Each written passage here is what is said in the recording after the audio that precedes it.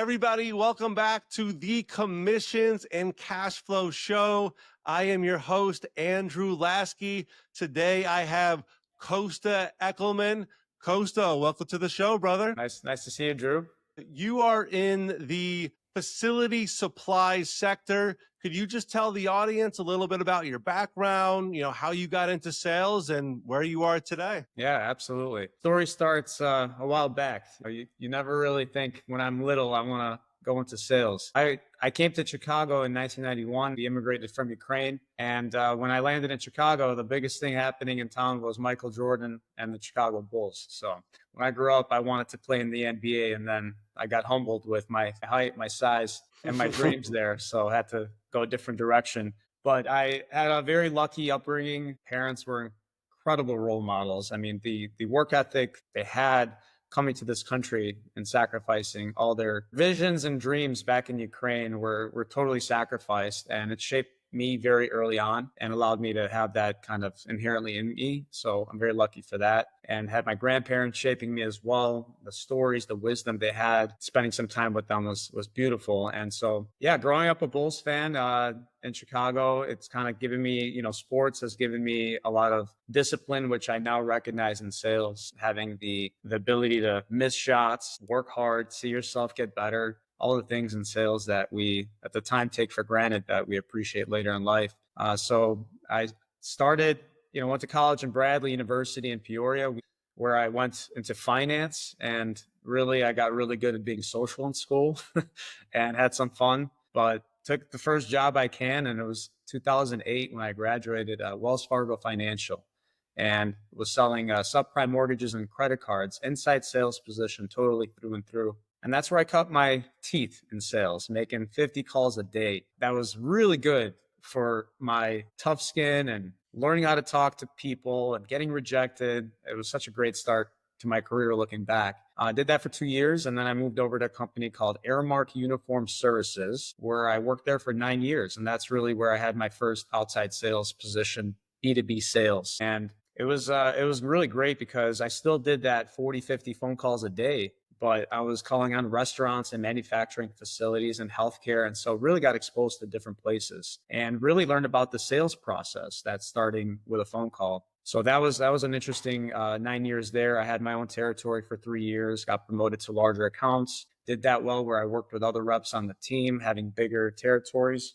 did that well. And early on in my career, I faced rejection internally, where I thought I was ready for a sales manager position, interviewed, thought I was the dude, ready to go, did not get it. But that was the best thing that ever happened, because then I went back to the drawing board, refined my skills, became a better leader, and then continued to make these trips. The president's trip that we're aware of in sales, there's a lot of incentive trips. Did that well, and then got another opportunity and managed a team in Chicago and then Milwaukee, Wisconsin, which was great. Had mentors along the way at Aramark, and one of them is actually my boss today, which is my company I'm at today, which I'll talk about in a second. But this gentleman was a good leader, and at Aramark really learned the sales process very closely, and had someone that was listening to my phone calls, giving instant feedback, instant advice. In that role at Aramark, it was kind of cool because when you don't do outside sales, you learn what they teach you, and you go out there and you start making those meetings that you set up. And I was striking out early on in my career. I couldn't understand why. I was following the process, and I had this aha moment. And it was really simple. I was talking to a Mexican restaurant owner, and I asked a question. I said, "Tell me about your journey of how you became a restaurant owner." And he started telling me about how he came to this country and wanted to bring some recipes, and started with his brother and had his kids working there. And he was so proud of the recipes and the local business. And by the end of it, he says, "So yeah, I'm ready to move forward." And he sent the service that I was there for initially. And that was my aha moment to realize, wow, like this rapport building is extremely important. And being interested, being curious was something that I very much learned from that meeting. And I just definitely carried that on to all of my meetings. And all of a sudden closing ratios started to improve because I was there for the genuine story and the curiosity of everyone's journey. And it was interesting to me because I'm an immigrant myself, and my parents made it in this country. And it was really cool to hear someone else share theirs. And so there's so many of those stories across the country. And I think if we take the time to listen, that was really important for me to learn. And I stress that to my team today. So skip ahead to 2018. So I was at Airmark 2009 to 2018. 2018, I started at North American.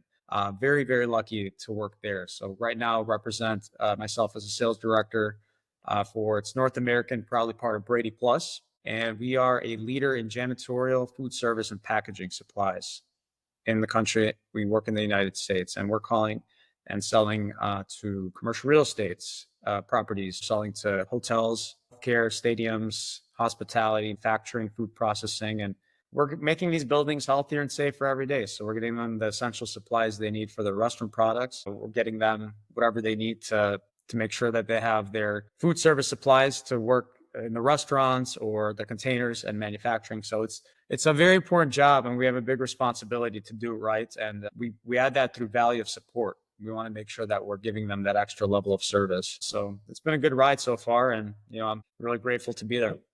Yeah, that's awesome. So your story is pretty amazing. There's a lot to unpack there.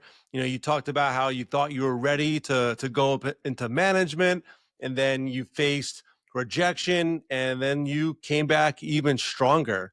So what did that process like internally, like what did you take from that experience, and like what were some of like the action steps that you took to make yourself better? Because I remember you said that you came back, you refined your skills, you went back to the drawing board. Like what exactly did that look like? Because now you've become so much more successful from that moment, and clearly it was a turning point in your career. No, for sure. I think its experience is what allows us to be effective. Reading a room when you're in a sales meeting. I mean, I can be sitting in a room with a CEO, a cleaning technician, a purchasing agent, and every one of those individuals and positions I mentioned are looking for different things. And I think being able to see those things coming at you live and in action, it's pretty important. No matter how you slice it and dice it, nothing can replace experience. No different than, if I relate it to basketball, is being able to dribble and looking up versus looking down at the ball. And then the next step is being able to dribble, looking up, and seeing the play ahead. That's what made the players like Kobe and MJ so effective. They were 3 steps ahead.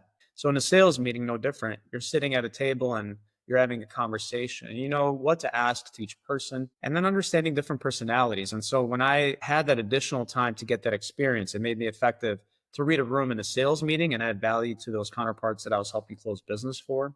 But then as a sales leader, being a rep myself, I wasn't giving any advice to anyone that I haven't done myself. And so I was able to see different reps, and even on my team now, everyone's slightly different, right? We all have the same goal, but we can go about it different ways. And it was really special to kind of remember and reflect on my own experiences and tap into those to talk to them and meet them where they're at, whether I'm in a sales meeting trying to close business with a client, or just with my sales team trying to make them better and coaching them, because I've been in their shoes. So that extra time allowed me to really refine those skills so that when I was ready for it and continued and consistently put in numbers, I was able to be there for the success. That's awesome. And so I remember you saying in the beginning that, you started in inside sales, which is a great way to get what I call like the training wheels of the sales industry. So I started out in door-to-door sales back 10 years ago, and it was really difficult. And I watched a lot of other salespeople start in outside sales positions, and they kind of got like a bad taste in their mouth because it was like a whole nother level of like difficulty, no matter really what you're selling. If like outside sales is like your first job, but being that you did inside sales and then transitioned to outside sales, I guess what was it about the inside sales like training that you got, or that experience, that kind of like propelled you to be successful in outside sales right away? So when I look at my career of sales, I think the first job I had for 2 years, it taught me how to be very effective on the phone. And you have to be effective on the phone, and you have to be short, you have to be concise. And I was calling more consumer based. I was calling, it was B2C, right? I was calling people after they were done with work. Maybe they were about to start dinner with their families, and I'm calling them at 4:00, 4:35. And I'm talking about their personal finances, which is very deep and meaningful to them. And then when I went into outside sales, that phone work and those skills that I learned, and also just the muscle of having the discipline and the endurance. I think that's the key word, the endurance, to be able to call consistently and know that this is the right thing to do. And then you go to outside sales where you do the phone work to get meetings. And now it's more B2B. With B2B, it's a little bit more of a logical approach. Every business wants to save money, drive value, get the latest and greatest innovation. That's important to them. And there's people dedicated to help drive those things. Where B2C, you're just dealing with people's habits. And some people have bad habits with finances. They sure do. And think about this. I'm a 21-year-old kid at the time living at home with my parents. And I'm trying to offer financial advice to folks that are twice as old as me, 3 times as old as me, that have families already. And I'm trying to consult with them. And so you also deal with the fact that these people are looking at me, even though they don't have some of their stuff together. And I'm just keeping it candid. They see me as, what is this young kid going to tell me and how is he going to help me? And so you have to kind of level set with that as well. Yeah. And so for somebody that, let's say they're in inside sales right now and they're listening to this and they want to transition into outside sales, what advice would you give them of like something that they might encounter or like challenges that they're going to have similar to like what you had when you switched? It's a great question. I think the biggest challenge for me was, and it was more of an opportunity and was exciting, is the flexibility. But with flexibility comes comfort. So in inside sales, you're in an office, you got other people around you that are typically in that environment. You have your manager that's right there at all times, more or less micromanaging you, which is good. Early on, I appreciated the fact that I had a sales manager that sat right behind me. I couldn't go on Gmail. I couldn't go on Facebook, Instagram at the time, whatever you want to look at, YouTube.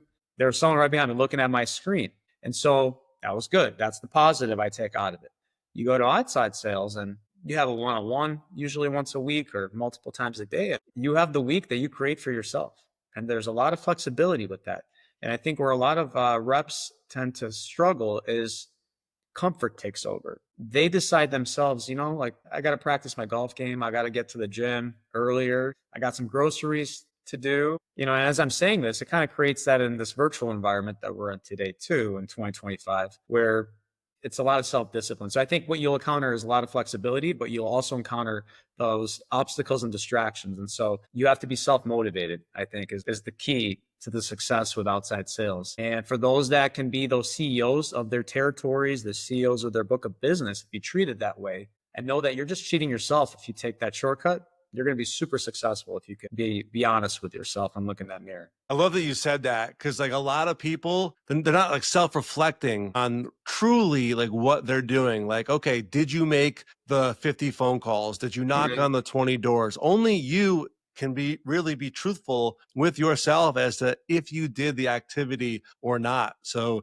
I love that you said that, not only being motivated, but really being like disciplined, because you have so much freedom in outside sales that if you take advantage of it, you're only hurting yourself. Yeah. And like you said, you did door to door. I mean, what a great way to build that muscle to walk up to that door and on the other end, anticipate there's might not be a friendly face excited to see you, but you do it because you know that it's a numbers game. And I hate to take it back to that textbook old fashioned approach, but even when you get rejected, even when you don't get that sale, it makes you better. It's another repetition. It's another opportunity for you to practice saying it. So it becomes subconscious. You internalize the scripts that you set out to say. And then guess what? You end up making friends and building relationships if you do it right. And all of a sudden because I think confidence, the more you do it, the more confident you seem, and people want to deal with confident people.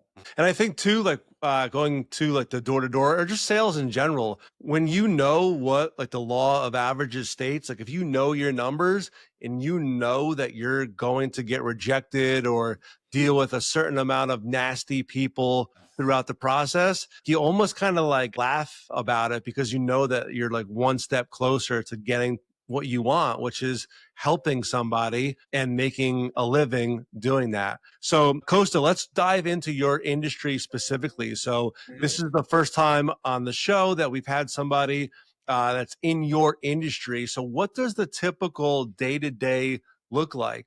My favorite part about where I'm at today and the company that I'm at today is one day I will be at Wrigley Field in the locker room talking to the facility operations manager about their supply needs for the stadium and their expected attendance, which is always full, for example, for the Cubs. Next day, I'll be in a food processing facility looking at how fruit is manufactured and put into containers that we sell to them.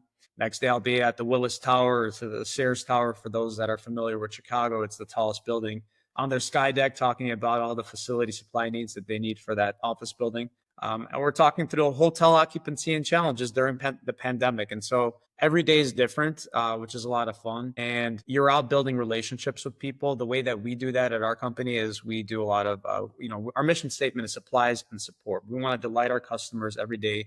We treat every delivery as if it's a gift. That's how we differentiate our company versus some of our competitors, is we try and be that high touch, dedicated rep service. And so, yes, we'll have a good e-commerce experience that can go on, place product orders, but our team is really close to, if there's a back order, we'll make sure that we communicate about it proactively. If there's supply chain disruption, which happened during the pandemic, it's a good reference point for when a true company shines, right? When everything's going right and supply chain's beautiful, everyone should be pretty decent, right? Should be really good. Fill rates should be high.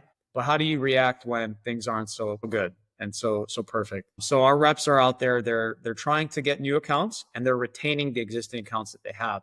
And we do that through the vehicle of a business review, which we want to do at least quarterly. And at those business reviews, we want to accomplish three things. Talk about the service experience, ask very simple questions. How is the experience going so far? We talk about budget. We talk about innovations. Think about it like this. Our customers in supply chain world, they're usually, these decision makers, they're responsible for a lot of different things. And think about the hats that in 2025, purchasing folks and facility folks are wearing. They're wearing multiple hats. So they can't be experts in everything. And so we get to be the ears and eyes of the road. How to make them more sustainable? How do we drive savings? What kind of projects can we help them with? Let us be the experts for you. And so that's kind of the model that we have day to day. And that's what I think makes our reps successful. And makes it fun too, because we feel very valued in an environment that's highly driven as a commodity, right? Because commodity, everyone sells toilet paper, everyone sells hand sanitizer and soap and you name it. But the way that we deliver it and the way that we help them get around it is kind of what makes us special. And so our reps, we want them to be out in the field every day. If they're in the office or at home, their homes usually have toilet paper and their work offices already have that. So let's go out and find places that don't. That's kind of my philosophy. But just driving value and building relationships. I think that's the fun part. If you enjoy that, you're going to love it and you're going to get paid a lot of money. If you don't like that, you're just not in the right place. Yeah. So your company really shines when it comes to like logistics and fulfillment. That's really like the crux of your pitch when you guys are talking about what separates you from everybody else in this commoditized industry? Yeah, so Brady Plus, we have 180 distribution centers across the country, and we're building the first integrated distribution company in our space, fully integrated company, and we specialize in three things. So what differentiates us is we're going to be the first fully integrated company, and we specialize in Jansan, food service supplies, and packaging supplies. And what makes us different is that we have that support, and support comes with people. We're not trying to replace people, and we're not trying to have people only go online and have a 1-800 call center that they call. We're all about having that extra level of support. And, maybe it's TMI or not, but when I'm talking to our leadership executive team and they're talking about our success in Chicago, for instance, they're asking, do you need more people? Keep up the success, but do you need more people? I mean, that's put your money where your mouth is. A mission statement sounds sexy, but if you can put your money where your mouth is and say, do you need more people? To me, that lets me know that we're investing in our customers. We're investing in having the tools and resources for our people too. That's awesome. I love that. Now, in an industry where I'm assuming, like, obviously you guys have like contracts, right? For like a period of time, or maybe you don't. I would love to hear this, but I'm just curious to see, because I come from the capital world where like you sell a device that's like 200 grand. And if they have more money, sure, then they could buy more devices. But this is like it's like a service, right? So if they start working with you today, what's to stop them from working with somebody else tomorrow? It's a great question. Differentiated. So where I worked before Airmark for 9 years, it was very much driven by contracts, 3-year, 5-year contracts because there was an investment with uniforms and floor mats in that world, in the textile environment you would have to make. So there need to be an ROI. In our world, a lot of my friends are surprised to hear this, but For the street business, there aren't any really contracts. And so we're only as good as our last order. What that does is it provides our industry in this sector a high level of service, because if you have contracts, sometimes people will hide behind their contract and say, you got 3 years left, and service value can go down. Yep. Not saying that's the case, but that naturally can happen. Yeah. Just keeping it honest, right? But in our world, because for the most of the time, our street business, there's no contracts, you have to really execute, because people have options. And because they buy from you today, they don't have to buy from you tomorrow. The reason that we're able to have such high retention, and the reason we've had accounts in commercial real estate, for example, I'm really proud of this. We're at 90% market share of the office buildings in the skyline and the suburbs. The reason we do that is because we provide a high level of service, but we also build relationships. It's a lot of networking events, the business reviews that I mentioned, and we don't give them any reason to change. And to the point where if a competitor calls one of my clients and says, hey, I want to save you money, they're thinking, I just saw Costa and his team and we're on budget. Okay. If they say, well, service concerns, there aren't any service concerns. I just had a business review and everything's good. Do you see your rep often? I do see my rep often. They come around every quarter, and how about response time? They call me back within an hour or 2 hours, right? So we want to be bulletproof, and that's how we retain our business, because people don't want to change, especially in our category.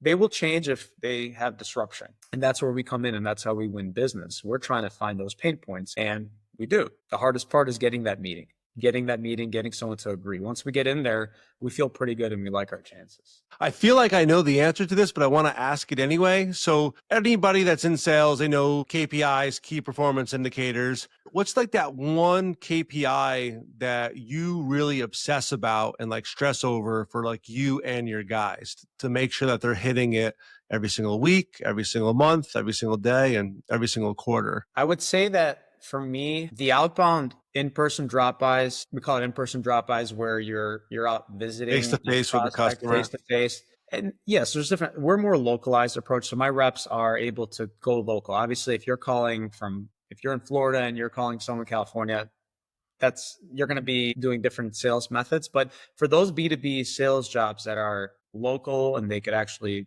interact with those in their community, I would say in-person drop-by and stopping by, getting business cards. So I would say that's important. But the metric that I would say, Andrew, that I would say is equally as important is more of a results-oriented one. It's how many opportunities did you find that week? How many did you put into your pipeline? So I stress to my team, you got to find at least one new pipeline opportunity that you're going to engage in a sales process with. And if it takes you 50 phone calls or 30 drop-bys, then that's what you got to do. And networking and referrals, I think, is also important. As you interact in your book of business and develop your territory, are you networking enough to have someone get you in this door? Because as we know, I hate to say this as a sales leader, and I always say earmuffs to my sales team, but the cold call approach is slowly becoming tougher and tougher every month, every year. And so it really becomes, you have to be more creative. How do you get in the door? And is it LinkedIn? Is it referrals? Is it an industry association that you go to, make friends with there and develop relationships and then get opportunities? So I think it's important to really buy vertical, by industry, evaluate that depending on what you're selling. That's awesome. I don't know if I answered your question, but in a roundabout way. No, that's perfect. So yeah, it's all about filling your funnel and then keeping that relationship active with them. Yeah. And Costa, I heard that you are very big when it comes to philanthropy. So could you tell the audience a little bit about what you're working on and what you do from that standpoint? It's something that I didn't know I'd be as passionate about as I am today. But when the war in Ukraine broke out, I had a lot of people, they knew where I was from. And I built a lot of relationships in my industry because of all the industry events and just you're doing so many fun engagements with people. I had one of my clients come to me and say, hey, we should do a fundraiser for Ukraine. And at the time we didn't know how, but we all wanted to help in 2022. And being in love with basketball and being the Jordan fan that I am and Steph Curry fan now, being a three-point shooter myself, I said, well, what if we did a three-point contest fundraiser event with the beverage and the food and the entertainment and networking, which is the key of what we do in our industry. So that summer we put together what turned out to be an incredible three-point contest fundraiser called hoops on the roof for Ukraine. And it was at the iconic old post office building, which one of our clients, JLL, gave to us. And we had 200 people show up. We raised 50 grand. We had 40 3-point entry participants. And then another 160, 170 people came to make the 200 plus. And I wanted a Bulls player to come to that event because I thought, it'd be so fun to have someone from that NBA, a Bulls player, come and support and even participate. I networked, but I failed. I tried my best. I couldn't get that person there. But we had a really good event, and we raised money for Ukraine refugees coming to Chicago. So it wasn't a political, thing. It was like people that need the help, just like my family. So it was really close. Coming to Chicago, we had some support. And so everyone said, hey, when's year 2 happening? And I wasn't really planning on doing year 2. And then I met a gentleman named Jacob Ross. Shout out Jacob Ross. And we got coffee together, and he runs Luol Deng's foundation and really involved with that through a company called Matter. And he says we should do a 3-point contest fundraiser for the Luol Deng Foundation, which benefits South Sudan. And at the time, I was like, wow, this is really cool. Like, he's doing something really special. And I said, well, what if we did South Sudan and Ukraine together, 2 countries that are bedridden by war and need support? He called Luol and he said, if we can help 2 countries in need via basketball, why wouldn't we? And so then in 2023, we did our second annual one at a really iconic office building with a NBA-sized court, a 360 view of the city. It was beautiful. We raised $100,000 at that event in year 2. And to me, it was a culmination of my personal friends coming, my professional, and then philanthropy all combined. Having my daughter stand next to me, I have 2 daughters. At the time, she was 10. Stood next to me at my first event and my second event, and with Luol right behind me. And so we accomplished our goal of raising money, but also got an NBA player to come. And it was such a cool experience for all my clients there. For my sales team was rebounding basketballs. I mean, we had, in year 1, if you want to hear, in year 1, we had my basketballs that I had from my house. I have 25 basketballs that I bought because I'm personally trying to get a perfect round, 25 out of 25 shots. Okay. The first year, I had a bunch of my Spalding basketballs all beat up, PVC pipes for racks that we had to have racks for the balls. I wanted to do it right. In year 2, we got brand new Wilson basketballs donated by Wilson. We had the Chicago Bulls donate amazing racks to us, professional racks, not PVC pipes. And we raised twice as much. I mean, it was just best in class. And I'm super grateful for the relationships that I built through sales, which wouldn't have happened any other way, to be able to give back. And I think that's really important to what do you do with those relationships, right? You give back. And I can't solve all the world's problems, but I was able to make an impact where I was able to. And you got to, because there's no monopoly on world suffering, right? You help where you can. And so now year 3, which is this year, we're looking at doing another event, and we're thinking of combining Luol Deng Foundation and then Joakim Noah, one of his buddies, one of the guys he played ball with during the Bulls run. And he has a wonderful charity in Chicago, which would be really special. Impact the violence that's in Chicago, because right now there's a lot of gang violence. There always has been. And so Joakim Noah's charity, along with a gentleman named Kobe Williams, they have One City Basketball, and they put gang members together on the same team in an effort to build empathy for each other on the court. Wow. Basketball being the hook, they teach them financial literacy, domestic, how to diffuse violent situations down, and really teach skills that are beyond basketball. And so we want to do another 3-point contest, maybe 5-on-5 game at a really special venue. I can't disclose it yet, but we're finalizing the details to impact Joakim Noah's charity, One City Basketball, and Kobe Williams, and then Luol Deng Foundation. And how cool would that be to, through basketball, continue to help out, and something I'm passionate about. Again, we're talking sales, but sales is only helping people. It's helping people. Right. And I think that's so cool, like what you've done, what you've accomplished to be able to give back to the community. And it's crazy how the world works. You help people out, and through the messaging and through the foundation and the event that you started, now you have 3 foundations coming together, all helping people at the same time. And that is just so cool. It really does create like a domino effect. And who knows where, maybe you do a 4th and the 5th one, and then it gets bigger and bigger. So I think that is so cool what you're doing. Yeah, thank you for recognizing that. I think To me, I like what you said there. You don't know where it's going to go. And I think that's the exciting part. And it reminds me and reinforces with my sales team and myself that I just keep meeting people, because there's a lot of good people. And the more good you're doing, the more good people that you surround yourself with. And I think that's what I've seen in my last, 3-4 years, that just follow your passions and keep meeting people. And so, yeah, thank you for allowing me a chance to describe that. That's something I'm Yeah. very passionate about. Yeah, it's super cool. So, Costa, we're going to get to the final four. This is the last part of the episode. It is the same four questions that everybody who comes on the show answers. And the first one being, what is your favorite sales book or sales movie? So, sales movie, what popped out, and it was a classic, I think in the 90s, Jerry Maguire with Tom Cruise. You watch that one? Yep. And the reason I picked that one is, if you look at Tom Cruise in that movie, he is a successful agent and then goes after, puts all his eggs in one basket and doesn't get there, and then quits his firm, goes all the way back and finds his moral compass and the why behind what he wants to achieve long term. And he built that strong relationship, dialing in on the receiver. I forget his name right now. And I think Rod Tidswell, I think Yes. is his name. Yes. Show me the money. Yeah, show me the money, famous line. But yeah, that movie was awesome, and he won as well. He helped him win, and he won as well. So he did it initially for the money, went back, and then did it to make him successful, and he ended up winning as well. That was That's cool. awesome. Sales Great, book, I'd great say movie. Dale Carnegie has got to be my Okay. How to Win Friends and Influence Others. Just so many lessons in that book, and the teaching of curiosity, being curious in people. The simple strategy of, people like to kill conversations, see it every day. It's one of my pet peeves and something that I used to do and I try not to do anymore. But in that book, it teaches you, if you and I were talking and I said, hey, what are you doing for the 4th of July weekend? And you told me that, what are you doing, by the way? Tell me what you're doing. And we'll practice it right now in stride. Yeah, so I'm actually just hanging out. I'm actually going to Marco Island, about 2 hours away here from Miami, to hang out with my girlfriend's family, and just hit the beach and just kind of relax, go to some nice restaurants over there, and that's it. What about you? Thank you for asking.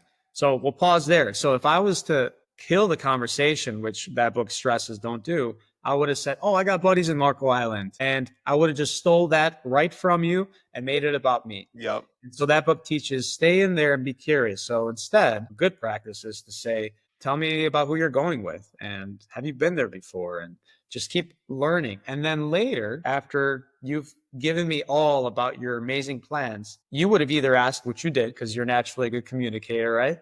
I would have shared about me and would have connected dots that I also have been to Marco Island before. And we have much more of a bond now because of that. And I think that book encapsulates that so beautifully. Yep. So many people are about, hey, what can you do for me? And when you don't stay shallow and you go into deep conversations with people, that's how you build something that actually lasts. When I go out with my sales team on meetings, I always observe for that. So for example, in a sales meeting, we want to understand some pain points and learn about their issues. And so one of our prospects that we're meeting with face to face says, when we say, hey, tell me about your service, a good open-ended question, and they say, we're not getting a really good response time from our current rep.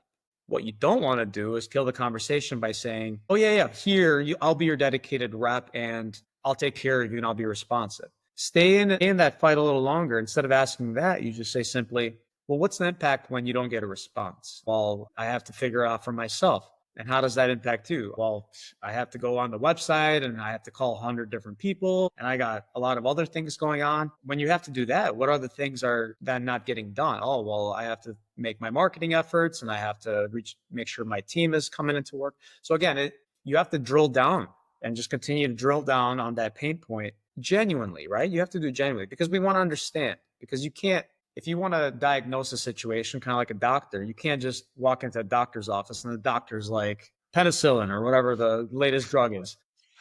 Yeah. You want to understand it. And if I'm a patient, I want a doctor that's going to ask me a whole lot of questions about my knee pain or my back to make the best recommendation, right? Because if they didn't, then you would think, okay, this guy doesn't understand what my problem is, and he's just pushing a pill or medicine or whatever the case may be. So yeah, it's a great thing not to do just in sales, but just like in life. Sure. So Costa, question number 2 is, what's a sales tactic that, you started to implement, or like a mind shift that really changed sales for you? And you kind of said earlier in the show about something similar to what we just talked about, like listening and understanding, hey, why did the Mexican restaurant owners, start their business? What was that process like? I'm curious to see if you want to go in deeper and elaborate on that, or if maybe you have something else that you want to share with the audience. That's definitely one. One other thing that comes to mind is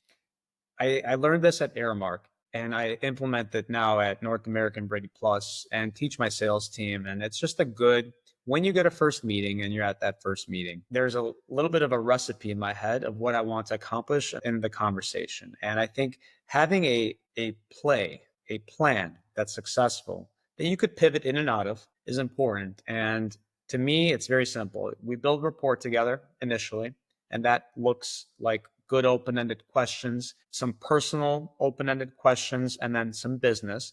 However, you read the room. Is this the type of person that wants to share, or are they just, let's get down to business? So being able to adjust is good. But let's say we're doing the rapport building. The next is decision-making process. You don't want to say, hey, Andrew, who else should be in this meeting? It's besides yourself, besides who else should be a part of this meeting. Asking it that way is important because you want to get everyone involved. And too many people are afraid to ask, hey, is there anyone else that should be a part of this? To me, it's about not wasting time. It's about, if we meet with you, and then at the end of the meeting, I find out, well, I should have been meeting with these other 3 people. I just tripled my efforts. Let's consolidate. And then it's about, hey, you agreed to this meeting, Andrew. What is your goal and what do you want to get out of it? Because they all agreed to a meeting, right? You didn't just show up. They said, yes, you can come. Well, what do you want to accomplish? It's kind of putting it to them, and then getting into the state of the service or offering that you're providing, what they're looking for, and then summarizing, and then getting a next step. You got to get that next step. So to me, that is the recipe. And the last part of it is too many sales folks, sales leaders in general, they get back in their car and they start driving, put on their music, put on their podcast. To me, I think it's really important when you get back in that car, and you should have a moment of silence and reflection. What went well? Did you do 20% of the talking, 80% of the talking? That first meeting should look very much like 80% of the talking was done by them, and you did 80% of the listening, right? So to me, that's like call it a strategy that I just copy and paste. And sometimes it follows perfectly and sometimes not. But in my head, that's the play that I'm running in my mind to be successful. And I hope that's helpful to any listeners out there that are doing it slightly differently. And there's not a perfect way, but I think that works for me. Yeah, no, it's extremely important to debrief every meeting, every legitimate sales call. Obviously, if you're debriefing every single cold call that you make throughout the day, that might be a little bit much. But if you actually have a scheduled meeting, you definitely want to reflect, see what things you did extremely well so that you can keep doing those things. And then the things that you feel that you didn't do so well, you want to be able to plan and prepare for the next time either that objection comes or a question that you just don't have the answer to. You want to make sure that you're prepared for that. So that's awesome. Question number 3. What is your favorite purchase that you've ever made with a commission check? You'll notice the theme here. Basketball is kind of important in my life. So when I was younger, I saw Michael Jordan had an indoor basketball court, full court. So my dream when I got older, I didn't know how it would do it, was to get an indoor basketball court. So I haven't exactly had a chance to get indoor, but when I got into our newer home, it was really important to get a basketball court. So I spent the money and invested into a full court outdoor basketball court. It's not NBA size, but it's long enough for full court. My older friends have a good time running up and down, and more importantly, I spent a ton of time on there with my daughters, and my 12-year-old now and my 5-year-old, and my friends come over. I've had client meetings on it. So let's just say it's an investment that has been a dream come true for me, but it's also been fun for a lot of folks and the neighborhood as well. So cool. Definitely send me a picture of that. I definitely want to see that. So your daughters play basketball too? Yeah. A 5-year-old's getting good at dribbling, and my 12-year-old, she's actually going to a really cool camp next week, which I'm really excited for her basketball camp. But yeah, she plays on the Park District team. I've had a chance to coach her teams as well, and it's a special experience that I'm grateful to have, and it's a bond. Awesome. Sure. I love that. And then the last question number 4, knowing what you know now, if you had to start all over again, what would be like the very first thing that you would do to get back to where you are in sales today? Number one, I would record myself or videotape myself and doing more role plays. I think that was the cheat code for me. And the biggest thing I learned, so at my last job, I'll save it for a side chatter, but the guy that I report to now was my sales manager at my former company. And he's a great mentor for me in life and professionally. But during the training at Airmark, we role played a whole sales process from the phone call to that first time meeting to the presentation. And then he sat there and we, for an hour and a half, watched all of the footage, a phone call first time, and we analyzed it and dissected it. Like you said, he debriefed on it. And that was so powerful to watch yourself communicate. You notice the mannerisms, the pace in which you speak. And it was really impactful. And so I would do that more and more and more and have done it more times. And that's great. And then I would say also building relationships, not just pipeline, because there was probably a lot of deals that I didn't win where I didn't keep in touch. So I would go back, and if you lose a deal or it wasn't I'm going to go with you right now, you would still keep in touch with those people because eventually Turn into business. And you'll get the business. That's awesome. Costa, this has been such an amazing podcast. If people want to learn more about you, where can they find you? I think LinkedIn's a good place to start. Konstantin Ekelman. Yeah, I'm definitely excited. As our event forms for our 3-point contest, our third annual, would love any support from any of the listeners. Yeah, we're going to do some fun things, and anyone to come out to Chicago. If you're in Chicago and you're listening, we'll see you there. What are the dates on those? Well, we haven't finalized October, November timeframe. I'll be posting on LinkedIn and some of the other social media platforms. I'm very excited for that. Awesome. Costa, thank you so much for being a part of the show. Really appreciate you coming on, and I will talk to you soon. Thank you, Andrew. Appreciate it.